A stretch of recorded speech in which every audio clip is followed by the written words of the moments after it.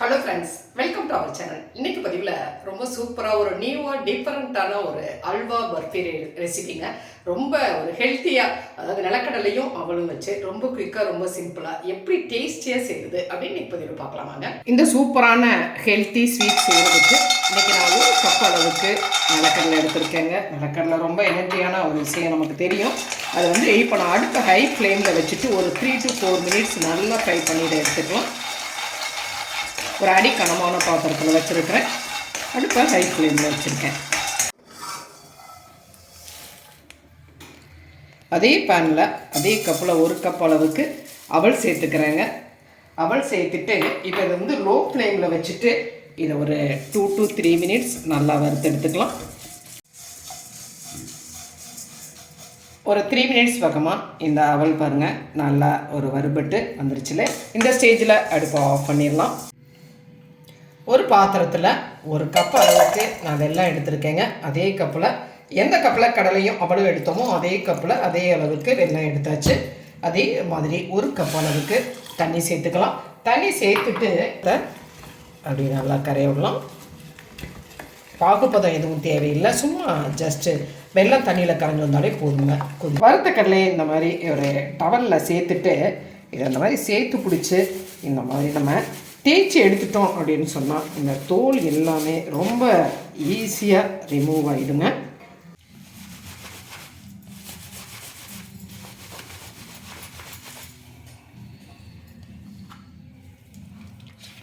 இந்த மாதிரி தேய்ச்சி எடுக்கும்போது இந்த தோல் எல்லாமே ஈஸியாக வந்துடுங்க. பூந்தி கரண்டியில் வச்சுட்டு அதை வந்து சலிக்கும் பொழுது கடலை மட்டும் நமக்கு தனியாக சூப்பராக கிடச்சிரும். தோல் எல்லாமே கீழே போயிடுச்சு பாருங்கள்.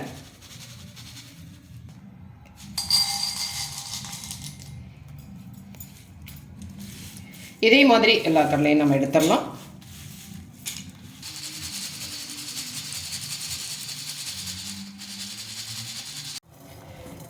இந்த மாதிரி வெல்லம் நல்லா கரைஞ்சி கொதிச்சு ரெடி ஆயிடுச்சு இல்லைங்களா. இப்போ இந்த ஸ்டேஜில் அடுப்பு ஆஃப் பண்ணிவிட்டு அந்த வெள்ளைப்பாக அப்படியே தனியாக வச்சிடலாம். கடலையை இந்த மாதிரி ஒரு மிக்சி ஜாரில் சேர்த்துக்கிறேன். சேர்த்துட்டு இதை நைஸ் பவுடராக அரைச்சிக்கலாம். பல்ஸ் மோடில் வச்சு அரைச்சிக்கலாம், இல்லைனா எண்ணெய் பிரிஞ்சு வருங்க.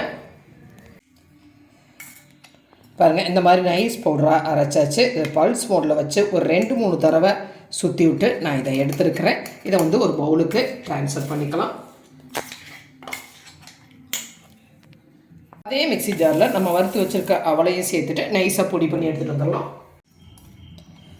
பாருங்கள், இந்த மாதிரி நைஸ் பவுடராக பிடிச்சாச்சு. இதை இதோட சேர்த்துக்கலாம். இது 2 பவுடரையும் நல்லா ஒன்றா மிக்ஸ் பண்ணி வச்சுக்கலாம். இப்போ நம்ம பர்ஃபி ரெடி பண்ண ஆரம்பிச்சிடலாம். அடுப்பில் ஒரு பேன் வச்சுருக்கிறேன். இதில் நான் 1 டேபிள் ஸ்பூன் அளவுக்கு நெய் சேர்த்துக்கிறேன். இது மொத்தத்தில் ஒரு 2 டேபிள் ஸ்பூன் நெய் போதுமானதாக இருக்குங்க. நெய் நல்லா காயட்டும். இதில் ஒரு 1/4 கப் அளவுக்கு தேங்காய் துருவல் சேர்த்துக்கிறேன். நான் வந்து ஃப்ரெஷ்ஷான தேங்காயை துருவி சேர்த்துருக்கிறேன். அதை அப்படியே லோ ஃப்ளேமில் வச்சுட்டு நல்லா ஃப்ரை பண்ணி எடுத்துக்கலாம். நீங்கள் உலர் தேங்காய் துருவல் இருந்தால் அதை கூட சேர்த்துக்கலாங்க. இந்த மாதிரி ஒரு 2 மினிட்ஸ் பக்கமாக நல்லா கோகனட்டை ஃப்ரை பண்ணிவிட்டேன்.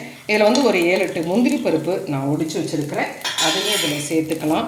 இந்த மாதிரி தேங்காயை நல்லா ஃப்ரை பண்ணிக்கும் பொழுது இந்த பர்ஃபி வந்து 1 மந்த் ஆனாலுமே அப்படியே கெட்டு போகாமல் அப்படியே இருக்குங்க. இன்னுமே ஒரு நிமிஷம் நல்லா ஃப்ரை பண்ணிக்கலாம். முந்திரி பருப்பை நல்ல ஒரு கமக்கமன் நல்ல ஒரு வாசனையோடு ஃப்ரை ஆகி ரெடி ஆகிடுச்சு. இந்த ஸ்டேஜில் நம்ம காய்ச்சி வச்சுருக்கிற அந்த வெல்லத்தை இதில் சேர்த்துக்கலாம். வெல்லப்பாக சேர்த்துக்கலாங்க.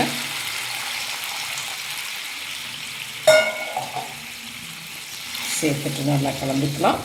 இப்போ இதில் நம்ம கலந்து வச்சுருக்க அந்த நிலக்கடலை அவல் பொடி இருக்கு இல்லைங்களா, அதை இதில் நம்ம சேர்த்துக்கலாம்.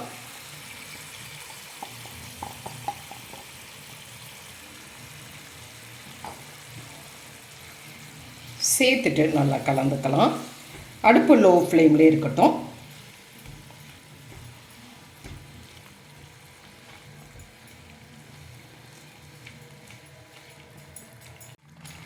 நல்லா சேர்த்து நம்ம கலந்துட்டோம் பார்த்திங்களா. இப்போ பொடிச்சு வச்சுருக்கிற பாதாம் கொஞ்சம் போட்டுக்கிறேன். அதே மாதிரி பிஸ்தா பொடிச்சு வச்சுருக்கிறேன், அதையும் கொஞ்சம் சேர்த்துக்கிறேன். 1/2 டீஸ்பூன் அளவுக்கு ஏலக்காய் பவுடர் சேர்த்துக்கிறேன். சேர்த்துட்டு இதை நம்ம நல்லா கலந்துக்கலாம். இது ரொம்பவுமே ஒரு குயிக்காக செஞ்சிடலாங்க. எந்த அளவுலையும் பெரிய அளவில் செலவு எதுவும் கிடையாது. அதே சமயத்தில் நல்ல ஹை ப்ரோட்டீன் உள்ள அந்த நிலக்கடலை, அவல், வெல்லம் இது எல்லாமே ஆரோக்கியமான விஷயம் இல்லைங்களா? நம்ம ஒயிட் சுகர் எதுவுமே இதில் வந்து சேர்த்தலை. எவ்வளவு குயிக்காகவே இது ரெடி ஆகிடுச்சு பாருங்கள். இப்போ இதில் வந்து சும்மா ஒரு பளபளப்புக்காக, ஒரு ஷைனிங்காக நான் இன்னும் ஒரே ஒரு டேபிள் ஸ்பூன் மட்டும் நெய் சேர்த்துக்கிறேன். நீங்கள் வேணும்னாலும் ஸ்கிப் பண்ணிடலாங்க. ஒரு ஸ்பூன் நெய்யிலேயே இதை முடிச்சிடலாம்.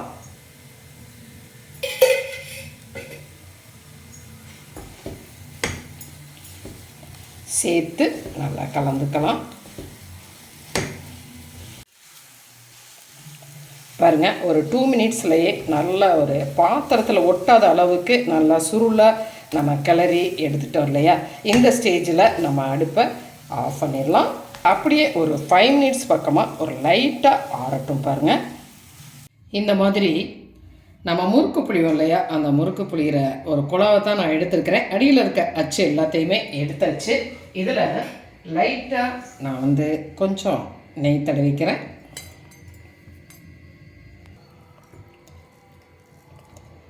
இந்த மாதிரி கொஞ்சம் மாவு கலவை எடுத்து நான் அதில் சேர்த்துக்கிறேன்.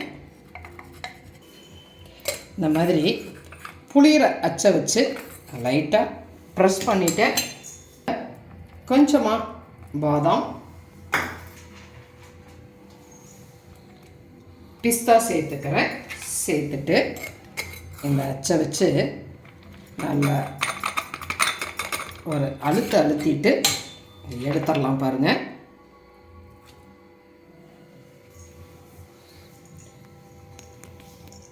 பர்ஃபி எவ்வளவு அழகாக சூப்பராக ரெடியாக இருக்கு இல்லைங்களா?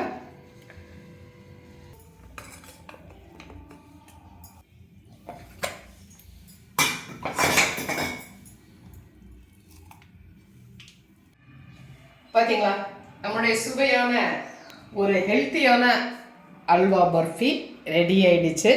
இது வந்து ரொம்ப சிம்பிளாக, ரொம்ப ஹெல்த்தியாக, ரொம்ப குயிக்காக, டேஸ்ட்டாக நம்மளால் செய்ய முடியுங்க. 1 மாதம் ஆனாலுமே கெட்டு போகாது. பாருங்கள், எவ்வளோ ஒரு சாஃப்டான ஒரு ஸ்ட்ரக்சரோட இந்த அளவுக்கு நமக்கு கிடச்சிருக்கு பாருங்கள். கடையில் வாங்குகிற ஸ்வீட் எல்லாமே தோற்று போகுங்க இந்த டேஸ்ட்டுக்கு முன்னாடி. செஞ்சு பார்த்துட்டு உங்களுடைய கமெண்ட்டை சொல்லுங்கள்.